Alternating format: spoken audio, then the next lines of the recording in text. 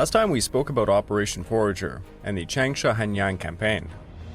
Over on Saipan, General Holland Smith's forces advanced with the 4th Marine Division targeting Hill 600 and the 2nd Marine Division capturing Mounts Tipo Pale and Tapaucha. The 27th Division supported these efforts, encountering resistance and challenging terrain. They also came under new leadership, making progress quite difficult. Concurrently, Japanese forces initiated a 3-pronged assault in Hunan, capturing significant territory despite supply challenges and heavy rain. On June 11th, the 40th Division took control of Yiyang, while the 34th Division moved towards Yulei Mountain. The 68th and 116th bypassed Changsha towards Guangqiao, while the 3rd and 13th faced resistance at Liaoyang, which fell on June 14th. Shiyue retreated to Liling as Chinese defenses began to crumble. Concurrently, the United States initiated Operation Matterhorn, targeting Japan's industrial sites. Despite significant challenges, the initial bombing runs prompted further strategic bombings, marking a significant phase in the Pacific War. This episode is The Fall of Saipan. Welcome back to the Pacific War podcast week by week. I'm your usual host, Greg Watson. And before we begin, I just want to remind you all that this podcast is only made possible through the efforts of Kings and Generals over at YouTube. Perhaps you want to learn a bit more about World War II? Kings and Generals has an assortment of episodes on World War II, and so much more, so go give them a look over at YouTube. So please subscribe to Kings and Generals over at YouTube and continue to help us produce this content by checking out www.patreon.com/kingsandgenerals. Hey, don't forget about our sister podcast over at The Age of Conquest, The Fall and Rise of China podcast, written and narrated by me. And if after all of that, if you're looking for some more history, why don't you check out my personal channel, the Pacific War channel over at YouTube. Over there and on my own podcast, I released something for the 80th anniversary of D-Day. Also, please, if you have a chance, check out my Patreon account at www.patreon.com/thepacificwarchannel, where for as little as $2 a month, you get access to the exclusive Patreon podcast, early access to all of my content, and voting rights for what I will tackle next. Give it a look. As we last saw, the Americans had begun their advance into central Saipan. They achieved significant success on the right with the 4th Marine Division, but they faced difficulties breaking through on the left and through the center. Following the victory in the Philippine Sea, Admiral Turner successfully completed unloading operations, landing approximately 60,000 troops and 75,000 tons of supplies by June the 26th. To maintain air superiority, Admiral Mitcher conducted raids on the islands of Pagan, Tinian, Guam, Rota, and Iwo Jima, and continued these raids over the next few days, despite ongoing Japanese night air attacks against the American beachhead. In a strategic effort to keep the Japanese unsettled and unable to prepare for counterattacks, Carrier Task Group 1 raided Pagan Island on June the 23rd. The neighboring islands in the Marianas were also not ignored. Almost daily photo reconnaissance missions were conducted over Guam and Tinian to monitor any changes in their situation or positions before the landings. On June the 25th, Carrier Task Group 3 carried out intense bombing raids on Guam and Rota to further incapacitate the airfields and installations there. The first significant naval raid following the battle, beyond routine operations, was an attempted strike against the Volcano Bonin Group, which escalated into substantial air battles initiated by the Japanese.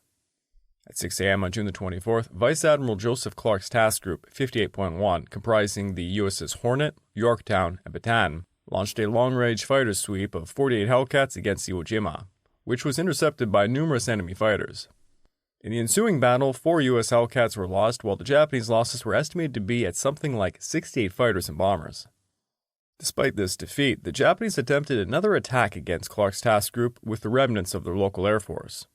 This attempt ended disastrously for them, as U.S. interceptors shot down an additional 46 aircraft, bringing the day's total to 114.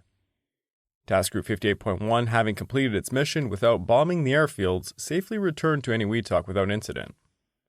On the opposing side, after the fall of Mount Tachi, General Saito organized a final line of resistance between Tanapag, Radar Hill, and Tarahoho. In a brief resume on the morning of June the 27th, Major General Igata summarized the situation as such. The summit of Tapacha was occupied yesterday evening. Frontline units tried to retake it with a night attack, but did not succeed as planned. In Donai, the enemy broke through with a number of tanks, but their advance was slow. Thereafter, no great change in the situation. The defense force, along with the firmest possible defense of its present front line and its activities towards annihilation of the enemy, is at present setting up with a line between Tetapag, Hill 221, which is known as Radar Hill, Tarahoho, as the final line of resistance.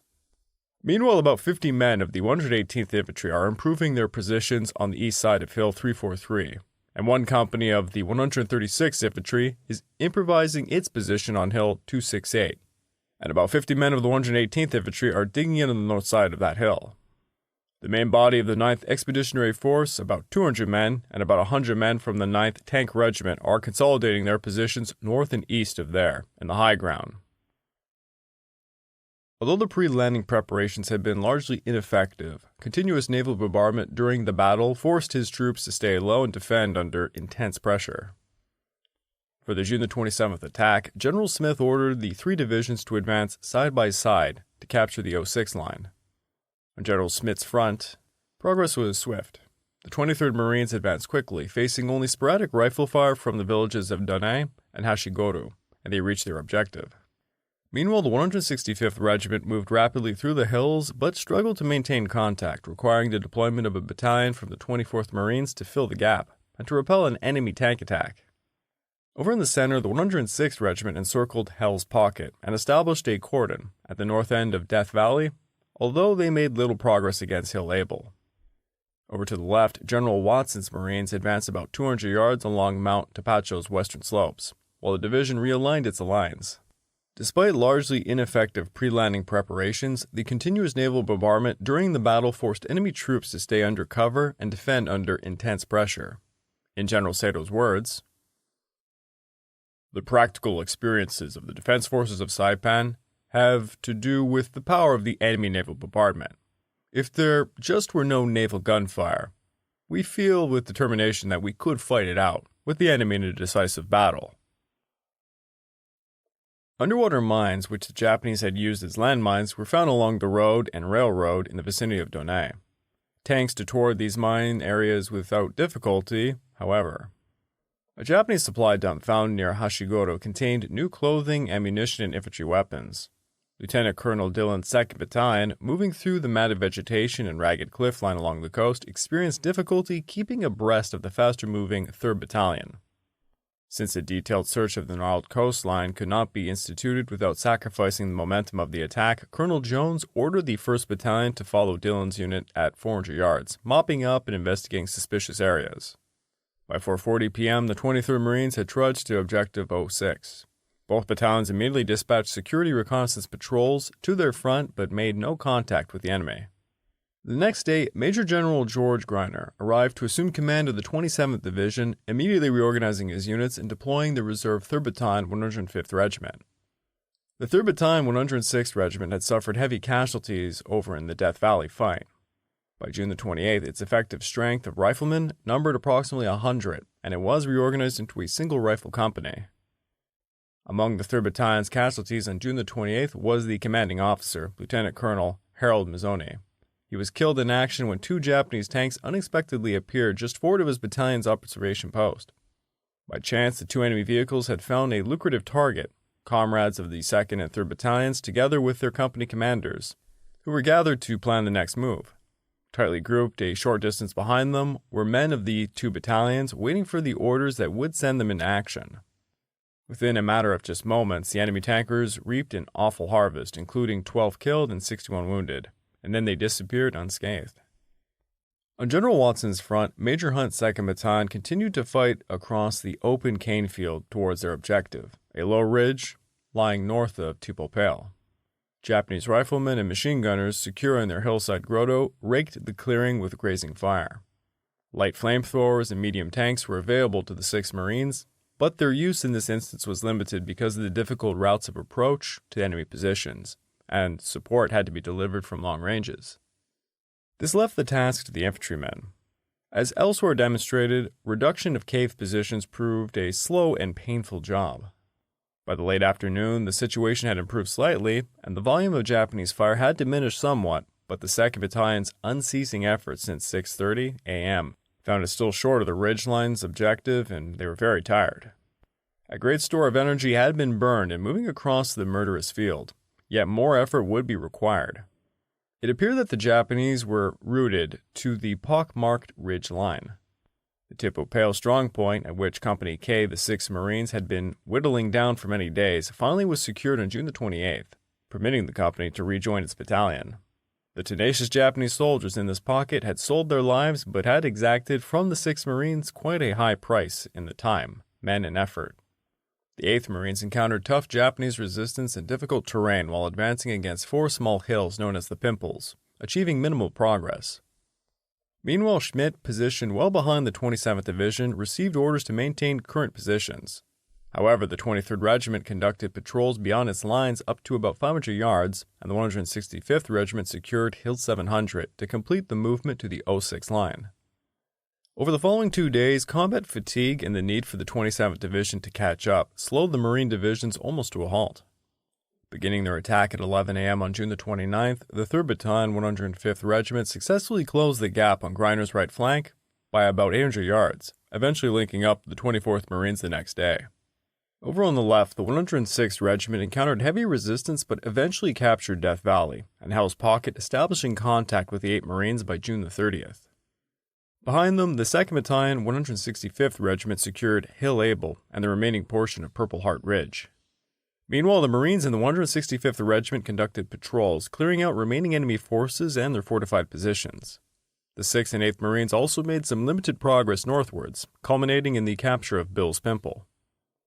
During the night of June the 30th, the Japanese commenced their withdrawal towards Saito's final defensive line in an organized manner despite facing artillery fire. This new defensive line, though shorter, provided an opportunity for Saito to regroup his troops and strengthen their defenses. However, the failure to hold this position would spell disaster for him and his soldiers. Upon learning of the Japanese retreat, the American forces resumed their offensive on July the 1st, encountering stubborn resistance from the remaining Japanese pockets that needed to be cleared out. The following day, General Smith's forces launched a coordinated attack. Over on the left flank, Colonel Stewart's 2nd Marines swiftly advanced through Garapan, Flame Tree, and Sugarloaf Hills, while the 6th Marines made significant gains after neutralizing an enemy stronghold. The 8th Marines also secured the Pimples, facing heavy Japanese resistance at Limestone Hill. In the meantime, evacuation of casualties had become quite a problem. Marines had fallen on the open field, and all attempts to rescue them only resulted in more men being hit. The scheme finally adopted, and the one which brought success, was for a tank to position itself between the casualty and the Limestone Hill. By following directly behind the tanks, hospital corpsmen could then move safely to the wounded, applying hasty bandages, giving them a shot of morphine, and placing them on stretchers. Then carefully coordinating their moves with the tank by talking to the driver through a sound-powered phone on the rear responson, the stretcher bearers would precede the tank from the side, and all the while shielded from the Japanese fire. White phosphorus rounds dropped on the hill by 81mm motor platoons, plus some frontal blasts from chaperoning medium tanks, also contributed to the success of this resourceful project. The fact that only small arms fire spattered against the thick hulls of the tanks indicated the Japanese had no heavier weapons readily available in the Limestone Hill. By dark, all the wounded had been rescued, but the task of seizing the hill still remained. Only a clever night tank raid utilizing illuminated shells and flamethrower tanks could eliminate this stubborn Japanese position. Now over in the center, the 106th Regiment advanced despite sporadic fire, while the 105th Regiment had to overcome the Papaku strongpoint to make modest gains. With the arrival of the 27th Division at the 06 line, the right units could resume their advance. Consequently, the 165th Regiment encountered minimal opposition, advancing 1,700 yards, while the 23rd and 24th Marines made virtually unopposed progress to the intermediate 06A line. On June the 3rd, the general offensive persisted, now targeting the 07 line. Over on the front, under Watson's command, the 2nd Marines successfully took control of the remaining portions of Garapan, though they encountered difficulty clearing Mucho Point on the town's northwestern edge. Duty within the town had little to commend it. Battered skeletons of what once had been buildings and humans and animals dotted the area. The choking smell of death hung about like a fog. And about everywhere were the pieces of corrugated iron which the Japanese and natives had been using as roofing for almost every structure, from a hen house to the bank. To step on one of these huge rattling sheets was to inform everybody of their whereabouts and one's presence. Garapan's trash and garbage dump appearance was further enhanced by the odd clothing, shoes, papers, books, and miscellaneous bric and brac strewn through the area. Perhaps the only bright point was the copious wells providing adequate water for the 2nd Marines to bathe away some of the filth on their bodies. The 6th Marines also advanced, halting 1,000 yards from the coast, while the 8th Marines faced minimal resistance and gained approximately 1,000 yards. Meanwhile, Schmidt's 3 regiments advanced side by side and in formation, making swift progress over challenging terrain, but they were ultimately halted before Hill 721 and the 4th of July Hill. Nonetheless, the 24th Marines managed to capture Radar Hill, situated on the center of Saito's final defensive line. Within the central area, Japanese delaying units hindered the 27th Division's progress towards the coast, with the 106th advancing another 1,000 yards and the 165th about 500 yards. During the night of July the 3rd, the 165th Infantry Command Post became the scene of violent activity when 27 Japanese advanced into the installation, apparently by mistake. All of the Japanese intruders were killed, with no loss to the personnel of the 165th. In the morning, when an identification could be made, Colonel Ogawa Yukimatsu, commander of the Japanese 136th Infantry, was discovered amongst the dead. Piecing the story together, it appears Ogawa and his headquarters group had been bypassed by United States advanced troops, and he was just attempting to displace to the northeast when he blundered into the 165th command post. Detailed instructions pertaining to the establishment of Saito's final defensive line were found on his body, providing the Americans with valuable intelligence for future operations. The next morning, Greiner's forces continued their northward advance, successfully securing Flores Point and the surrounding high ground. To the right, despite a disappointing artillery barrage, Schmidt's Marines swiftly captured Hill 721 and the 4th of July Hill, with a bold patrol securing Hill 767 to the northeast. Over on the left flank, while the 2nd Marines cleared Mucho Point and Tanapang Harbor, the 6th and 8th Marines rapidly pushed to the coast, reaching the 07 line. Watson's involvement in the offensive then came to an end, with a subsequent shifts in the axis of the attack by the 27th Division and the 4th Marine Division towards the northeast. Mindful of the significance of the day in American history, and pleased with the progress at Saipan, General Holland Smith distributed the following message to the landing forces on the evening of July the 4th. The commanding general takes pride in this Independence Day, in sending his best wishes to the fighting men on Saipan. Your unflagging gallantry and devotion to duty have been worthy of the highest praise of our country. It is fitting that on this 4th of July you should be extremely proud of your achievements. Your fight is no less important than that waged by our forefathers who gave us liberty and freedom that we have long enjoyed. Your deeds to maintain these principles will not be forgotten. To all hands, a sincere well done. My confidence in your ability is unbounded. The entire northern part of the island remained to be seized, including the important Marpi Point area, and this demanded a swing of the axis of attack to the northeast. Holland Smith therefore split the unconquered portion in half, assigning the left segment to the 27th Division and the right to the 4th Division. To allow sufficient time for the juggling of frontages and zones, the attack hour was delayed until noon of the 5th of July. Generals Griner and Schmidt of the 27th and 4th Divisions respectively were to, quote, conduct some adjustment of their lines or make minor attacks prior to King Hour, as they deem necessary to launch a coordinated attack. The 4th Division's thrust had pushed well into the newly assigned zone of the 27th Division, so that the previously described reliefs and shifts were necessary. Now, the Japanese forces remained in the upper end of the island, and they were poorly equipped, supplied, and often poor in health, yet they maintained high morale and the readiness to fight to the bitter end. In the final push northwards, Greiner assumed control of the Western Front on June the 25th. However, the advance of his 105th and 165th Regiments were hindered by difficult terrain and strong resistance from fortified positions around Harakiri Gulch. On the right flank, the 24th and 25th Marines made successful progress to the 08A line after the 23rd Marines secured the intermediate 07Z line. Despite concerns of a potential Japanese counterattack during the night, accurate artillery fire dispersed enemy concentrations. The following day, Greiner aimed to reach Makunsha by midday, but faced slow progress against obstacles like Harakiri Gulch and along the coastline. Consequently, Smith decided to adjust divisional boundaries, allowing Schmidt's Marines to expand northwestwards, enveloping the 27th Divisions north of Makunsha, and to assume responsibility for the entire front for the sweep to Marpi Point. Under this revised plan, the 27th Division resumed its assault in the afternoon, breaking through a coastal ditch but encountering resistance at the gulch. Meanwhile, the 23rd Marines on Schmidt's front pushed northwest and northeast with limited progress towards Makunsha. The 24th Marines gained approximately 1,800 yards, and the 25th Marines secured Mount Potosakura, where 800 civilians surrendered themselves. Overnight attempts to counterattack against Potosakura were swiftly thwarted, but significant action unfolded in the Makunsha region. For the 3rd Battalion 24th Marines, stationed to protect the regiment's exposed left flank, the action was particularly vicious.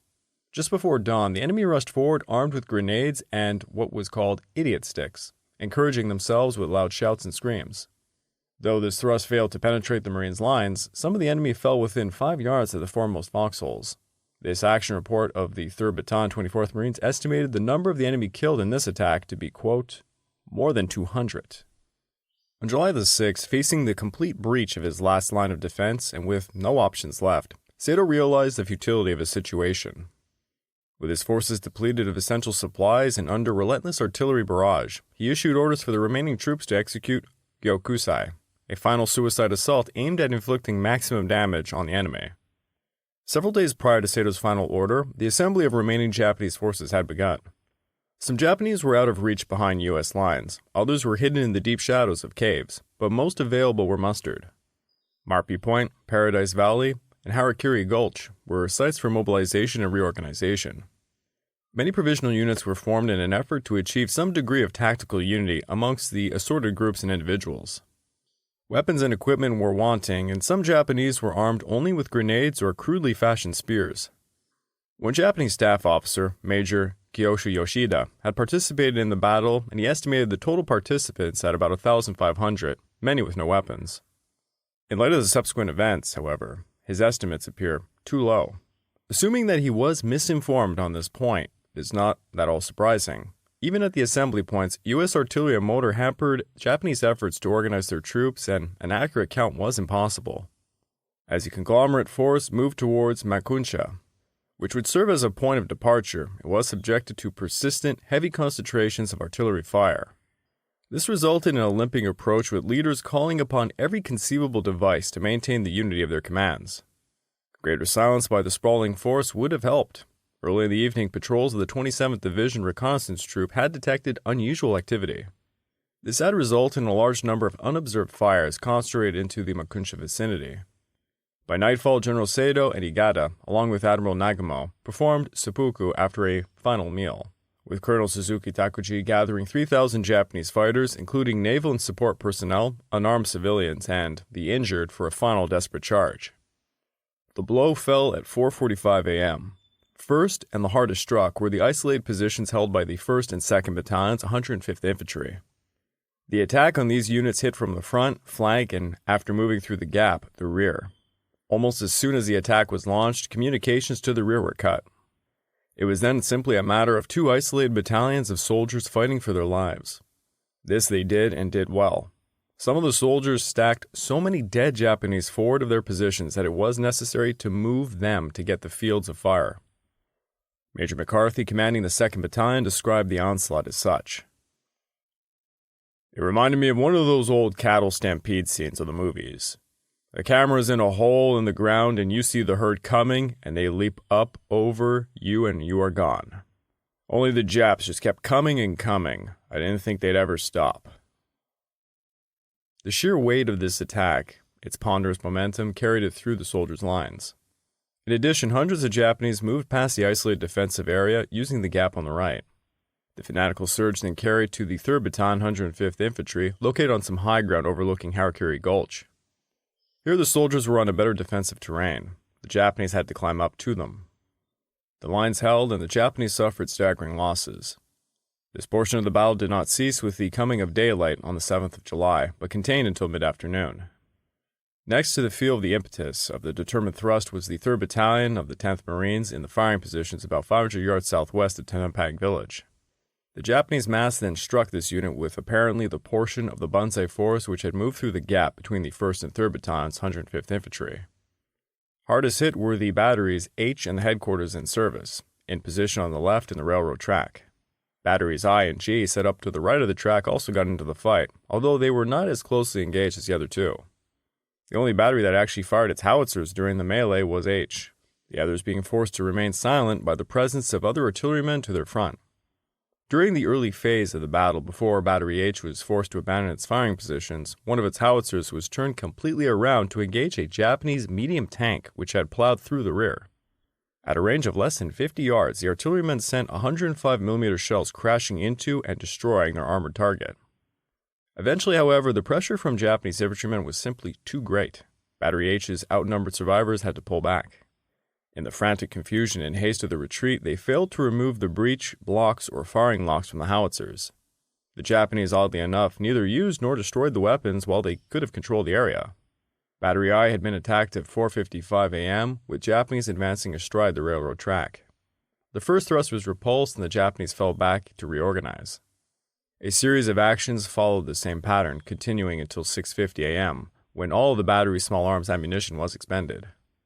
At this time, the battery commander, Captain John Allen, ordered the firing locks removed from the howitzers, and then the unit fell back to positions of Battery G. Here the two batteries continued the fight until relieved by elements of the 106th Infantry later that day. Located directly behind Battery H, headquarters and the service personnel of the battalion were forced to retire after heavy, close-in fighting. Amongst the 136 casualties in the battalion was the commanding officer, Major William Crouch, who was killed. Japanese killed in the encounter numbered approximately 322. Even as the Japanese surged directly against the 3rd Battalion, brother artillery of the 4th Battalion, 10th Marines, in a position to the southeast, they received pressure from the fringe of the main enemy tide. In defense of its firing positions, the battalion killed about 85 Japanese. Despite the turmoil of the Banzai attack, the 4th Battalion responded on the morning of July the 7th to an urgent request for support originated by the 23rd Marines firing down the cliffs above Makunsha. By 5:30 a.m., they had advanced further, reaching the command post of the 105th Regiment, where Bishop's hastily assembled American forces, aided by artillery, managed to repel the attack. Concurrently, secondary assaults were launched in Paradise Valley and Harakiri Gulch, but they were promptly quelled by American firepower. By midday, the Banzai charge had been effectively halted, and the few surviving Japanese soldiers retreated to Makunska, engaging in sporadic skirmishes with American troops throughout the day.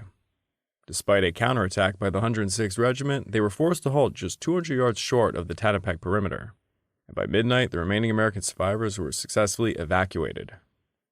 During this engagement, the 105th incurred 406 fatalities and 512 injuries, while the Marine artillery unit sustained 45 deaths and 82 injuries.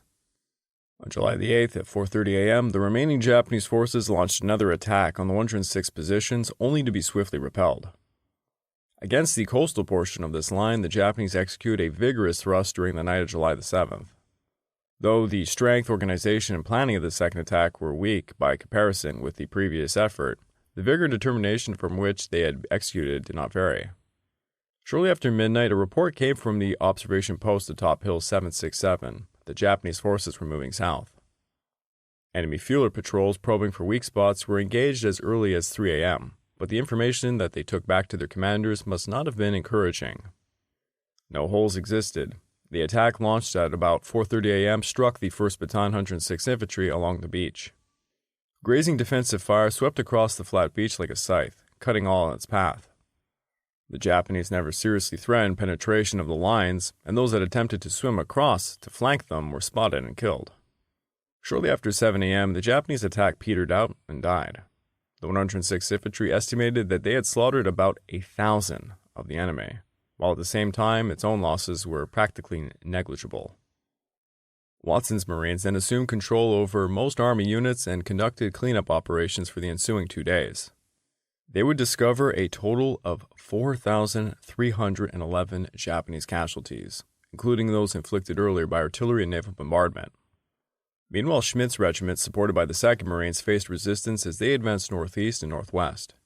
The NTLF Operation Order for July the 8th instructed the 2nd Marine Division, less detachments, to, quote, advance in the present 27th Infantry Divisional zone of action, pass through elements of that division on its front line, attack, mop up, and destroy enemy elements. Upon passing through the 27th Infantry Division, assume operational control, 165th Infantry and 3rd Battalions of the 6th Marines. Assume tactical control within the assigned zone of action at 6:30 a.m. on July the 8th. Upon passage of its lines, the 27th Division would revert to the NTLF reserve.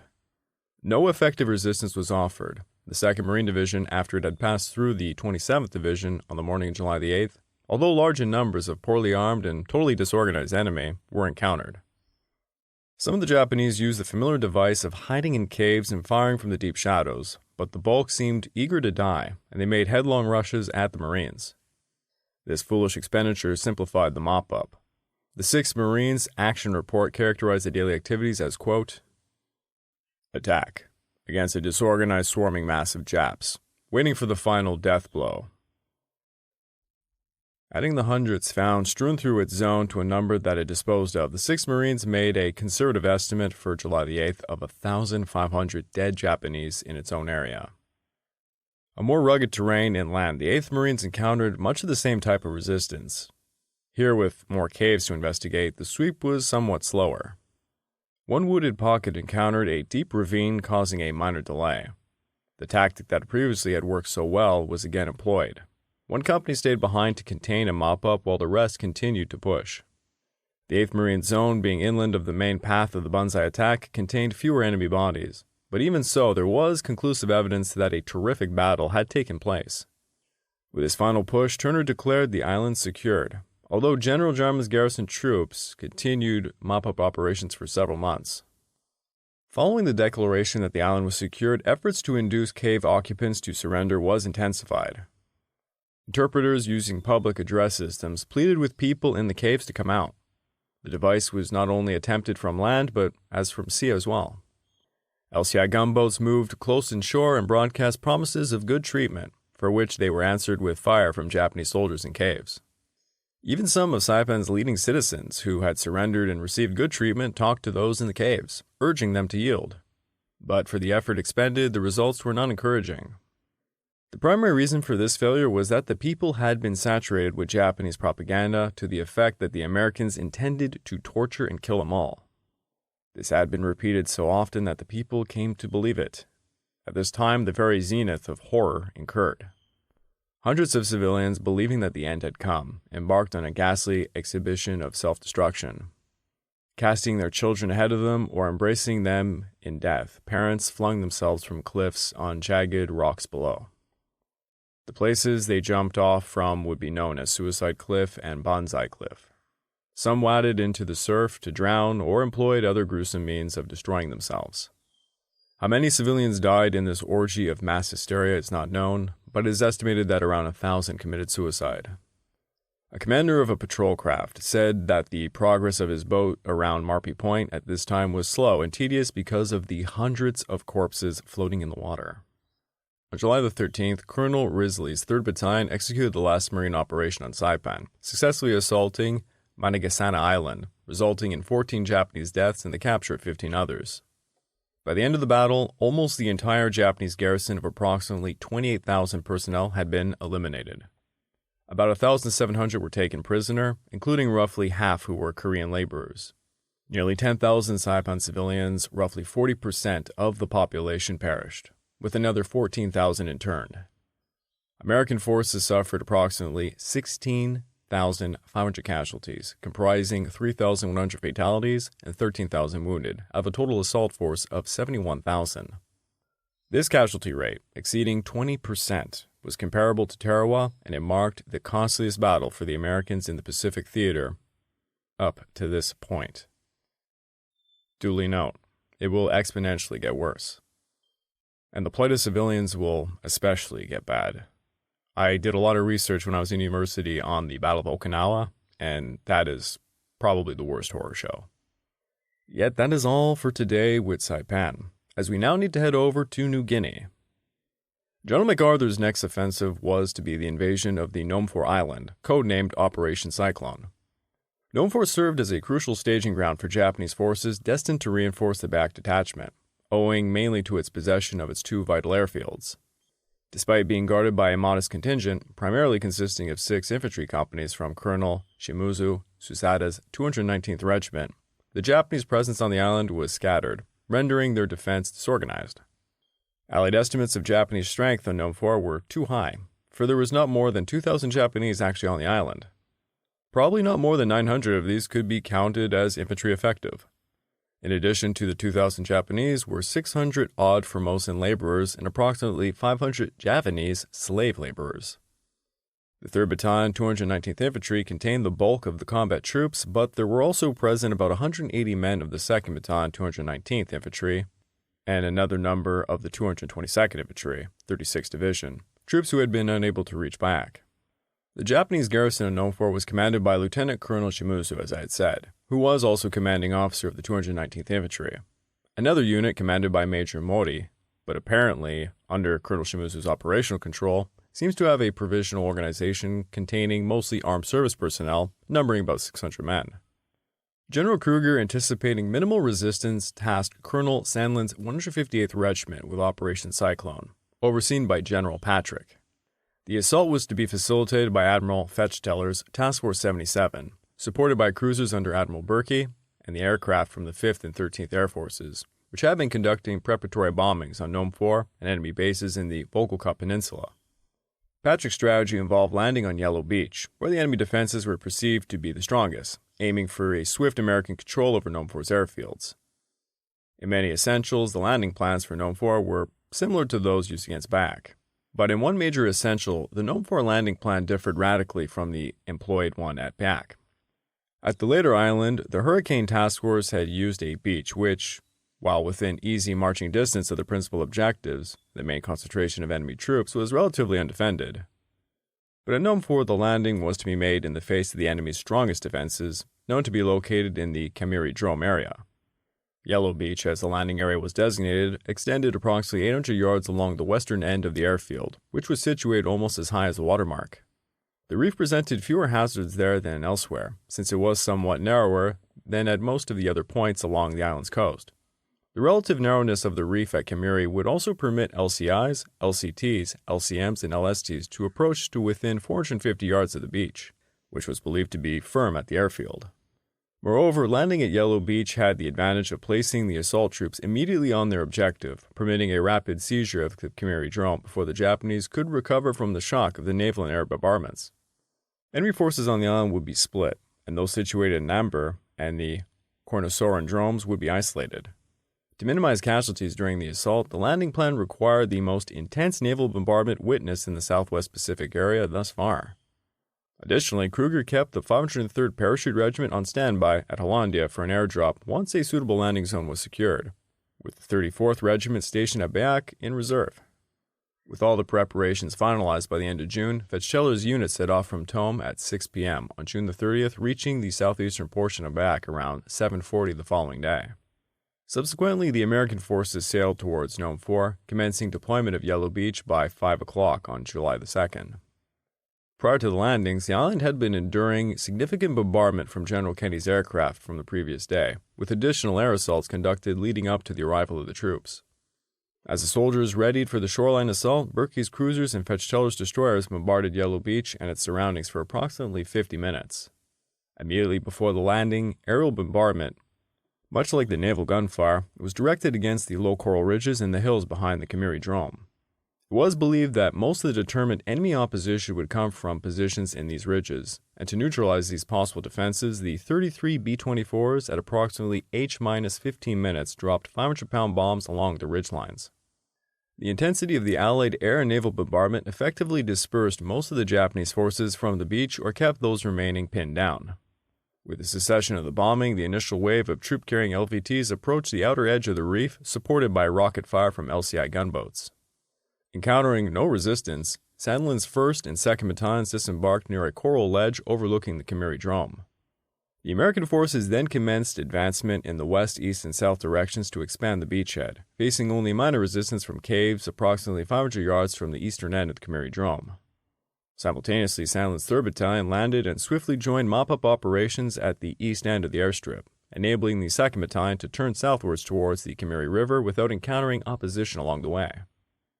By 4 a.m., the 158th had successfully secured a rectangular area approximately 3,000 yards wide and around 800 yards deep, reaching south to the banks of the Kamiri River. Despite enemy motor fire, unloading operations had progressed well, with over 7,100 men, 500 vehicles, and 2,250 tons of supplies successfully brought ashore by the evening. American casualties for the day were limited to 3 killed, 19 wounded, and 2 injured, while the Japanese suffered 115 dead and 3 captured. In anticipation of potential Japanese resistance elsewhere, Patrick had requested reinforcements, leading Kruger to order Colonel George Jones' 503rd Parachute Regiment to advance in committee. On July the 3rd, at around 5:15 a.m., regimental headquarters and the 1st Battalion began loading onto 38 C-47s at Cyclops Drome, with plans for other 2 battalions to drop over the following days. Launching was completed by 7:47, with successful arrival over Nomphor at 10 o'clock.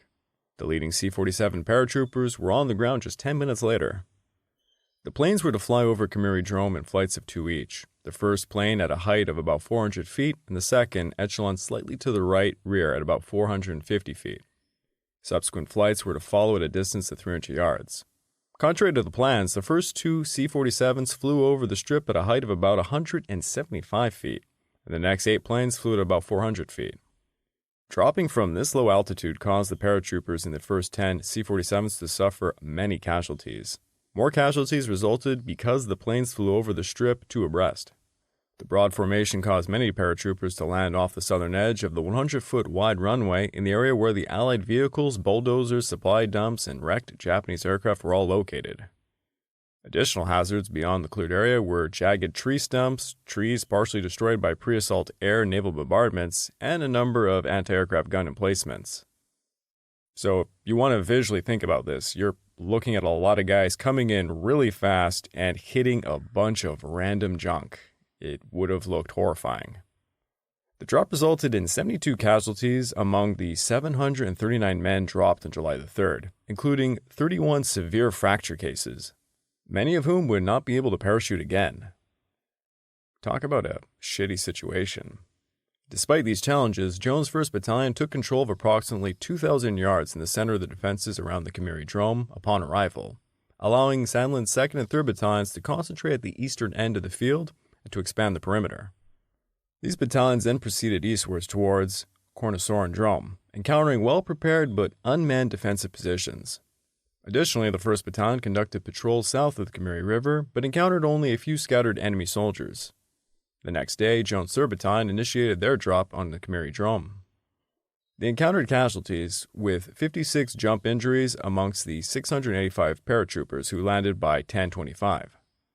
Given the significant injuries from both drops, Kruger and Patrick opted to transport his remaining battalion via water, which was a great decision, I'd say. They would arrive at Nomphor by July the 11th. But that's it for the focus on Nomphor for today, for we now need to go over to the Iwakuni Army area to discuss its final cleanup. Following the main conflict's conclusion on June the 25th, General Sibert directed the 3rd Battalion 1st Regiment and the 3rd Battalion 63rd Regiment to clear Lone Tree Hill. By June the 30th, they successfully secured the area. And on that same day, the 1st Battalion 20th Regiment moved through the defile south of the hill, and they encountered only a few stragglers. Seeking to fully secure Mafin Bay staging area, Sibert extended the perimeter to the Waske River on July the 1st through the 1st Regiment's efforts. By July the 4th, elements of the 63rd occupied Hill 225, seizing the crest of Mount Saksin the following day. However, Hill 265, located southwest of Hill 225, presented greater challenges due to Japanese resistance and difficult terrain. By July the 9th, the 1st Battalion of the 1st and 63rd Regiments secured the hill crest previously held by elements of the 224th Regiment. Within the capture of Hill 265, the last enemy stronghold in the Mafin Bay region had finally fallen. Meanwhile, General Tagami had abandoned the idea of a decisive battle in the Waske sector, opting instead to withdraw the majority of his 36th Division towards Sarmi and Sawar, with remnants of the 224th Regiment assuming defense of Waske. I would like to take this time to remind all of you that this podcast is only made possible through the efforts of Kings and Generals over at YouTube. Please go subscribe to Kings and Generals over at YouTube and continue to help us produce this content by checking out www.patreon.com/kingsandgenerals. And don't forget about our sister podcast over at The Age of Conquest, The Fall and Rise of China podcast, written and narrated by me. And if after all that, if you're still hungry for some more history, why don't you check out my personal channel, the Pacific War channel, over at YouTube. Over there on the YouTube channel and on my personal podcast, the Pacific War channel, I am slowly but surely uploading podcasts that I've been sitting on for quite a long time. Podcasts don't tend to do too well on YouTube if they don't show your faces, and not all of my podcasts were done live in person. Many of them are, of course. So it would actually help a lot if some of you guys would go check out the YouTube versions of these podcasts. They're on subjects you might find really interesting. Like, for example, this week it'll be me shit-talking Douglas MacArthur. Another one will be me and my friends talking about the dumbest moments of World War II.